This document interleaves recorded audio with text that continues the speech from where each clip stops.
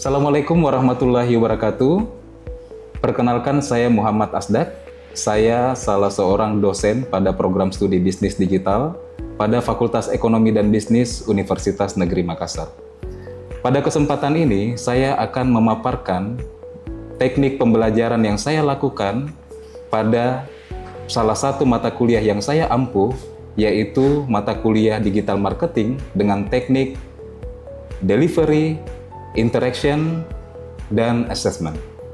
Sebelum kita memaparkan lebih lanjut mengenai metode pembelajaran di AI, maka terlebih dahulu saya akan memaparkan sedikit deskripsi mata kuliah yang saya ampuh, yaitu digital marketing.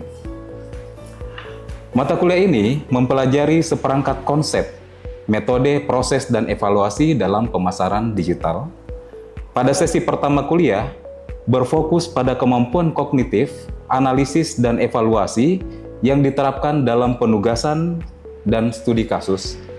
Sedangkan pada sesi kedua, mahasiswa mengaplikasikan kemampuan kognitif tersebut untuk membuat karya atau produk iklan untuk media pemasaran digital.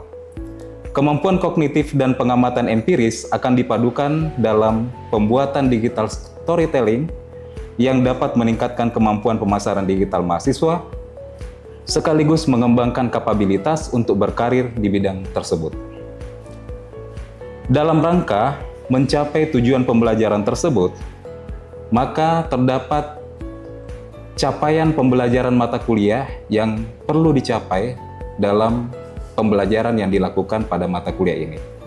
Capaian pembelajaran mata kuliah itu, yang pertama adalah mahasiswa mampu memahami dengan baik konsep fundamental marketing dan digital marketing. Yang kedua, mahasiswa mampu mengaplikasikan konsep pemasaran digital ke dalam portofolio desain digital marketing. Yang ketiga, mahasiswa terampil membuat media dan publikasi digital marketing dalam berbagai platform. Yang keempat, mahasiswa mampu mengambil keputusan dalam pemecahan masalah pemasaran digital berdasarkan analisis data dan informasi. Dalam rangka mencapai tujuan capaian pembelajaran tersebut, maka terdapat sub CPMK yang dituangkan dalam beberapa pertemuan. Yang pertama,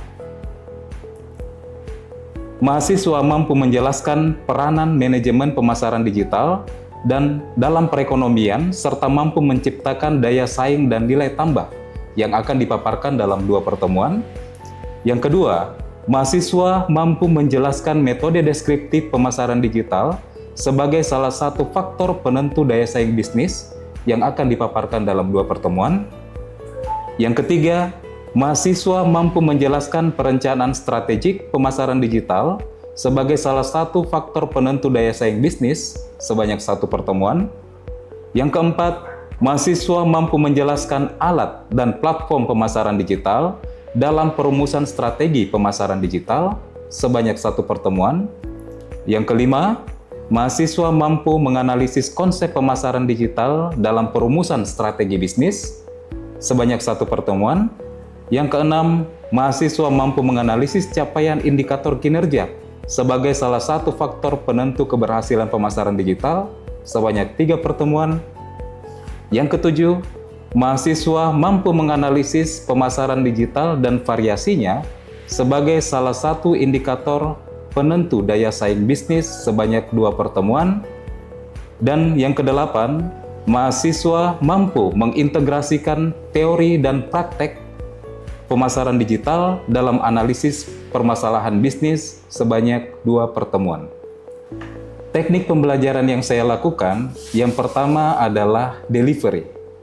Pada teknik delivery, saya akan memaparkan materi pembelajaran yang saya berikan berdasarkan buku referensi, di mana terdapat 2 referensi, yaitu referensi utama dan referensi pendukung, di mana referensi utama kami menggunakan buku Digital Marketing Strategy and Integrated Approach to Online Marketing dari Simon Kingsworth. Yang kedua, Digital Marketing Strategy, Implementation and Practice dari Dev Cevi, dan yang ketiga, Digital Marketing Using Google Service dari Lokse. Kemudian, yang menjadi referensi pendukung diantaranya adalah Digital Marketing A Practice Approach dari Alan Charlesworth dan Manajemen Pemasaran di Era Digital dari FD Sri Sumartyo dan kawan-kawan. Pada teknik interaction, saya memaparkan materi tersebut dan berusaha memancing interaksi dari mahasiswa dengan memberikan pertanyaan-pertanyaan pemantik agar diskusi dapat tercipta di ruang kelas. Selain itu, dengan memberikan penugasan-penugasan presentasi kepada mahasiswa terhadap case study atau terhadap project yang dikerjakan, kemudian proyek tersebut didiskusikan bersama di kelas, maka akan tercipta suasana interaksi di kelas. Pada sisi asesmen, pada pertemuan awal, saya memberikan kontrak perkuliahan yang disepakati bersama peserta kelas, di mana kami menyepakati indikator-indikator penilaian dalam pelaksanaan mata kuliah ini.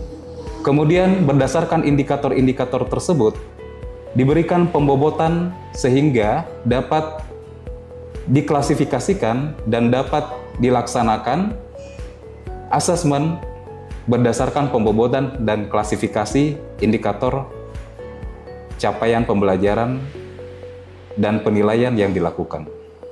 Berikut cuplikan pembelajaran yang saya lakukan pada mata kuliah digital marketing di kelas.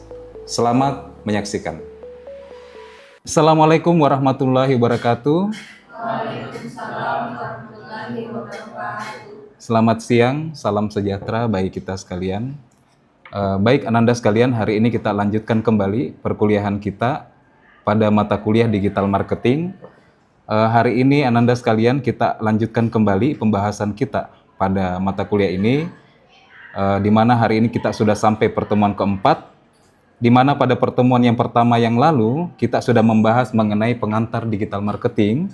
Berikutnya kita membahas mengenai strategi digital marketing pada pertemuan kedua. Kemudian pada pertemuan ketiga pekan yang lalu kita membahas mengenai kreatif konten strategi. Nah, pada pertemuan keempat ini kita akan membicarakan dan berdiskusi mengenai planning in digital marketing. Ya. Jadi Ananda sekalian, saya harap kelas kita bisa berlangsung dengan baik, interaktif, dan kalau ada hal yang kurang jelas di tengah-tengah pembahasan saya nanti, silahkan bisa ditanyakan ya. Baik Ananda sekalian, sebelum kita masuk ke perkuliahan, terlebih dahulu kita berdoa dulu menurut agama dan keyakinan kita masing-masing. Berdoa dimulai.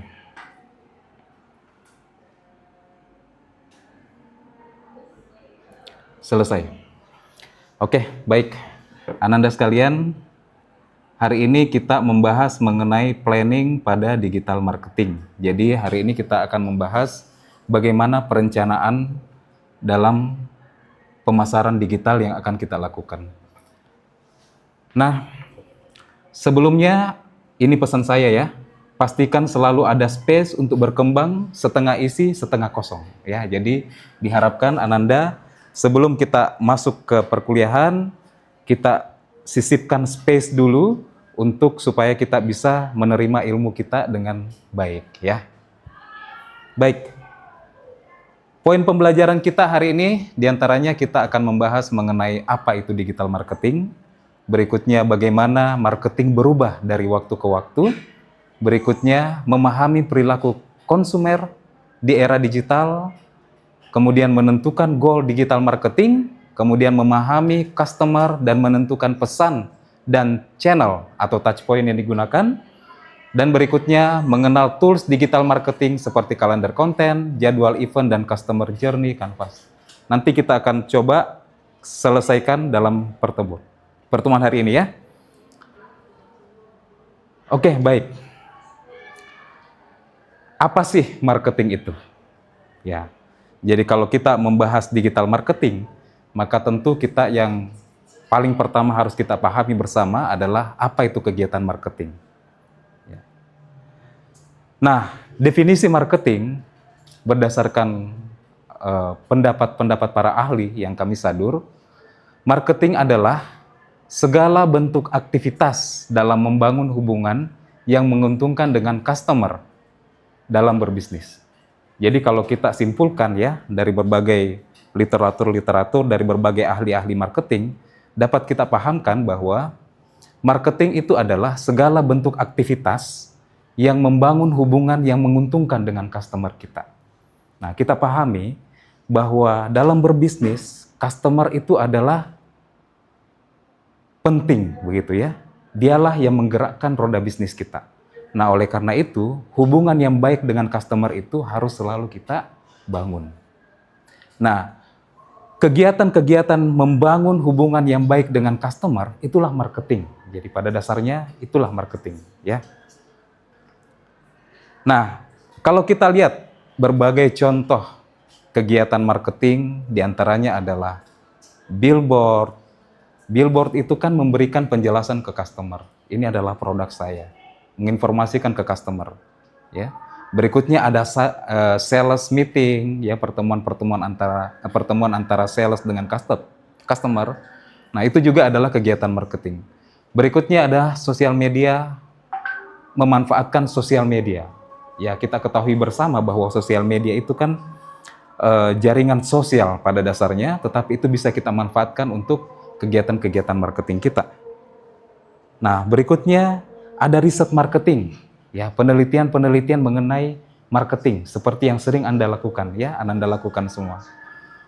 Berikutnya senyum pada klien. Nah, itu kan membangun hubungan yang baik juga dengan customer. Itu juga kegiatan marketing, ya. Berikutnya membantu klien yang kehilangan kunci di toko kita. Ya, ada yang kehilangan kuncinya, ada yang ketinggalan tasnya. Nah, kita cari tasnya itu, kita serahkan ke customer itu. Kalau perlu kita bungkus dulu tasnya, pakai plastik yang baik, baru kita serahkan ke customer. Ini Pak, tasnya aman. Nah, itu kegiatan marketing juga.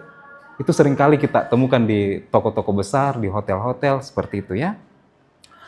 Nah, kira-kira ada tidak contoh lain yang Anda tahu kegiatan marketing selain itu tadi? Ada yang bisa kasih pendapat? Ya, Fikram, silakan. Menurut saya contoh lain dari kegiatan marketing itu seperti pelayanan, Pak. Jadi kayak membukakan pintu kemudian mengucapkan selamat datang kepada pelanggan. Ya, betul sekali ya. Jadi salah satu kegiatan marketing juga itu, kalau kita lihat di perbankan misalnya, satpam-satpamnya itu suka bukakan pintu ke customer, itu juga kegiatan marketing, membangun hubungan yang baik dengan customer, ya, membuat customer merasa senang masuk ke bank itu. Kira-kira ada contoh lain enggak? Kira-kira yang bisa kita kita ambil dari kegiatan marketing itu? Kalau Ramdan bagaimana?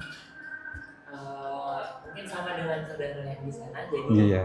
kayak seperti kalau datang di Indomaret, kemudian biasa ada pelanggan yang menyapa selamat datang di Indomaret. Iya, betul. Nah, betul. Ya, jadi banyak sekali kegiatan-kegiatan marketing ya. Jadi kalau kita datang ke Indomaret, datang ke toko, diberikan pelayanan yang ramah, diberikan pelayanan yang antusias begitu, itu akan menyenangkan customer. Nah, itu adalah salah satu kegiatan marketing. Nah, berdasarkan jenis pendekatan, maka marketing itu ya dibagi menjadi push marketing dan pull marketing. Ya.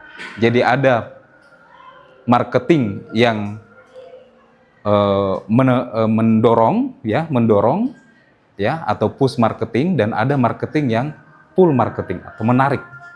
Nah, apa itu push marketing? Itu diantaranya adalah kegiatan marketing yang memberi penjelasan pada customer untuk membeli produk kita. Misalkan menawarkan produk secara langsung, ya. Menawarkan produk secara langsung itu termasuk dalam push marketing, artinya menawarkan, ya, mendorong begitu. Nah, sementara full marketing itu diantaranya adalah membangun brand yang menarik minat customer sehingga mengenal brand kita dan membeli produk dan layanan kita. Full marketing itu menarik ya. Jadi bagaimana kita berusaha menarik customer? Salah satu diantaranya adalah membangun brand yang menarik, membangun value pada produk kita, ya, sehingga customer itu tertarik dan memiliki minat untuk produk kita.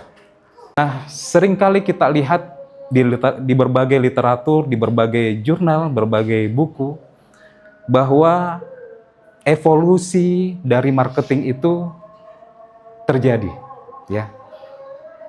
Ada marketing 1.0, kemudian marketing 2.0, 3.0. Mungkin sekarang sudah sampai 6.0 ya, tapi mungkin yang saya jelaskan di sini hanya sampai 5.0 dulu ya. Nah, marketing 1.0 adalah kegiatan marketing pada era tahun 1970-an ya, di mana kegiatan marketing pada saat itu berbasis produk atau produk driven. Di mana bisnis berfokus pada pembuatan fitur-fitur baru pada produk dan konsumer akan membeli produk tersebut pada penyedia yang jumlahnya tidak banyak. Nah, inilah era marketing 1.0 waktu itu. Jadi, marketing itu adalah berbasis produk driven. Jadi, membuat produk, ditawarkan, marketing itu menawarkan dan lakulah produk itu. Itulah marketing 1.0. Kemudian berkembang karena adanya krisis yang terjadi seiring waktu, daya belinya mulai berkurang, ya. Berubahlah marketing 2.0, evolusi berikutnya, di mana terjadi customer centric. Nah, customer centric ini beranggapan bahwa ya tidak semua fitur-fitur dari produk itu dibutuhkan oleh customer. Ya, hanya fitur-fitur tertentu saja yang dibutuhkan oleh customer. Jadi tidak perlu membuat sebuah produk yang ada semua fiturnya di situ. Nah, ini yang disebut era customer centric. Nah, di sini juga yang mungkin sering kita dengar, bertambahnya jumlah kompetitor, bisnis menjadikan customer sebagai sentral layanan dan memberikan kesan pelanggan sebagai raja. Ya, customer itu adalah raja.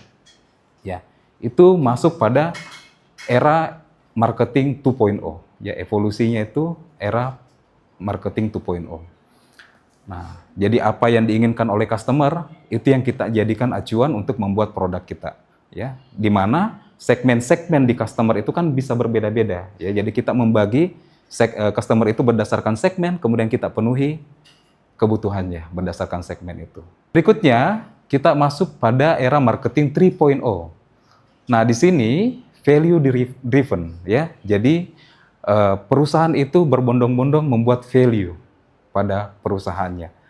Nah, jadi produk itu dianggap tidak hanya sebagai bagaimana kita memenuhi kebutuhan customer, ya, tetapi bagaimana kita memenuhi kebutuhan customer yang bermacam-macam. Jadi pada era marketing 3.0 ini, bagaimana perusahaan itu menciptakan sebuah produk, tetapi yang dikedepankan dalam kegiatan marketingnya itu adalah value-nya. Ya, jadi bukan hanya produknya, bukan hanya segmentasi yang ketat, yang saklek begitu ya, tetapi juga bahwa produk ini memiliki value dan bisa dikonsumsi oleh semua kalangan dan semua preferensi yang berbeda-beda itu. Berikutnya kita masuk kepada era marketing 4.0. Nah, era marketing 4.0 ini kita sudah menggunakan omnichannel, ya, di mana perkembangan teknologi digital mulai tahun 90-an ya, mulai komputer itu dikenal, internet itu dikenal. Nah, disitulah perusahaan-perusahaan itu sudah mengenal metode omnichannel, di mana customer memiliki serangkaian aktivitas sehingga yakin dan mengambil keputusan pembelian bisnis dan harus mampu muncul di setiap touch point baik offline maupun digital. Di sini sudah banyak media sosial dikembangkan oleh para developer besar, ya, kemudian beberapa marketplace, beberapa penggunaan website dan seterusnya. Nah, sehingga pada era marketing 4.0 ini perpaduan antara pemasaran berbasis fisik dengan pemasaran berbasis digital sudah mulai kita lakukan. Secara penggambarannya seperti ini, jadi sudah terjadi beberapa perubahan ya atau shifting pada kegiatan marketing ya, mulai dari marketing 1.0 yang berbasis produk, kemudian marketing 2.0 yang berbasis customer centric, dan kegiatan marketing 3.0 yang berbasis value driven. Nah, kira-kira kenapa kita mesti fokus pada digital marketing? Ya. Nah, pertanyaan saya, apa itu digital marketing? Kira-kira ada yang bisa memberikan pendapat apa kira-kira itu digital marketing? Ya, Omar, silakan. Kalau menurut saya Pak, digital marketing itu adalah segala bentuk aktivitas dalam membangun hubungan yang menguntungkan dengan customer. Oke, betul sekali ya. Jadi digital marketing adalah berdasarkan ini ya, berdasarkan summary dari berbagai pendapat ahli yang kita temukan. Digital marketing merupakan segala bentuk aktivitas dalam membangun hubungan yang menguntungkan dengan customer, ya, dengan menggunakan layanan digital seperti mesin pencari, sosial media, website, iklan digital, pesan singkat, aplikasi mobile, dan seterusnya. Jadi kegiatan-kegiatan marketing yang kita lakukan secara tradisional yang kemarin, ya, mulai dari marketing 1.0 sampai 3.0, itu dengan digital marketing kita telah diintervensi kegiatan kita dengan teknologi digital ya, seperti website, sosial media, dan seterusnya. Baik, Ananda sekalian, saya rasa sekarang saatnya Ananda kita berdiskusi ya mengenai produk-produk yang kita sudah punya semua. Kita diskusikan mengenai fitur, advantage, dan benefitnya tadi, kemudian nanti kita presentasikan. Ya, silahkan masing-masing kelompok untuk berdiskusi. Saya beri waktu 20 menit. Ya, kita berdiskusi sekaligus kita membuat laporannya nanti dan kita presentasikan.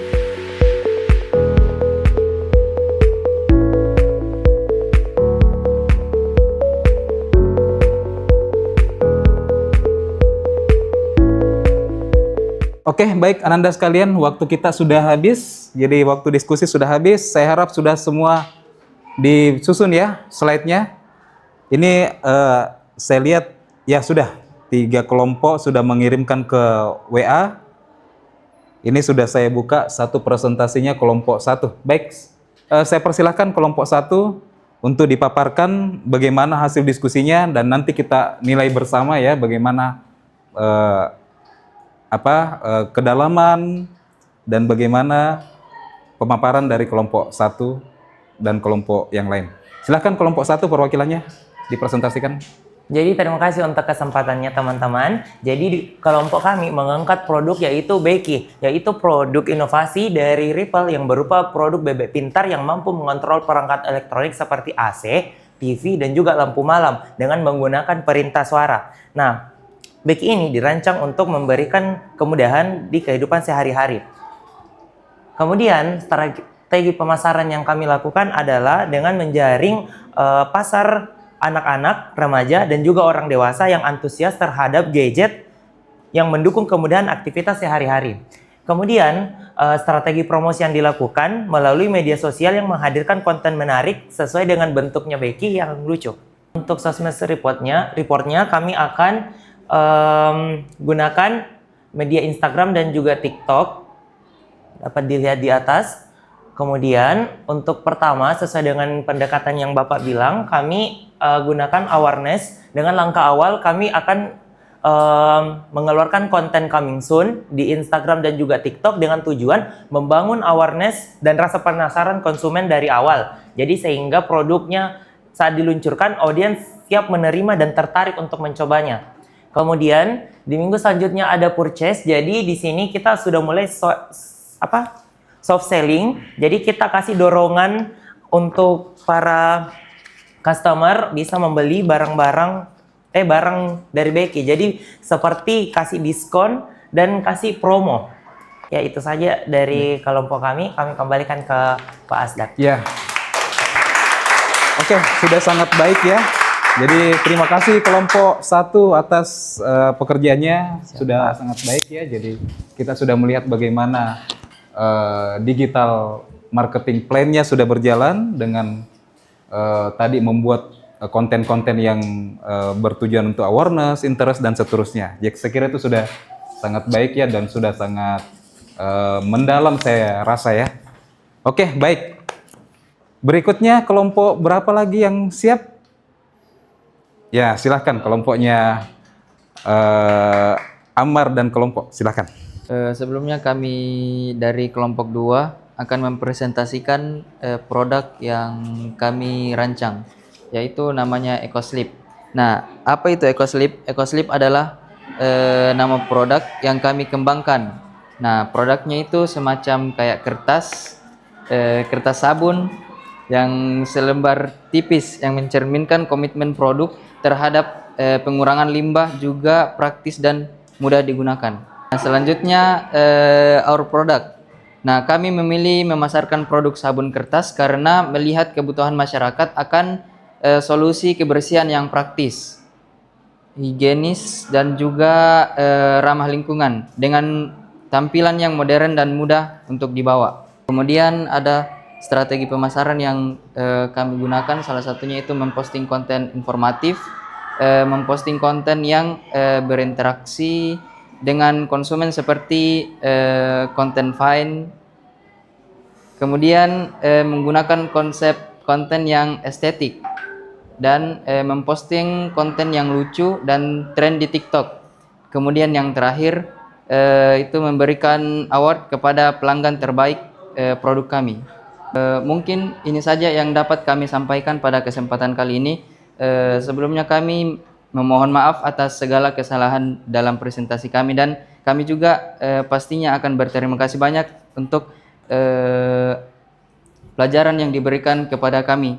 Terima kasih, Pak. Ya, terima kasih. Kita applause kelompok 2. Ya, baik. Terima kasih ya kelompok 2 sudah memaparkan hasil kerja kelompoknya. Saya rasa cukup ya presentasi dari masing-masing kelompok tadi itu sudah menunjukkan bahwa kita sudah melaksanakan kegiatan diskusi dengan baik, dan kita juga sudah melihat bagaimana hasil dari diskusinya tadi dipaparkan sudah baik hasilnya dan sudah mendalam saya rasa sampai pada penciptaan planning pada digital marketing seperti yang kita bahas, materi yang kita bahas pada hari ini. Baik, sebagai kesimpulan,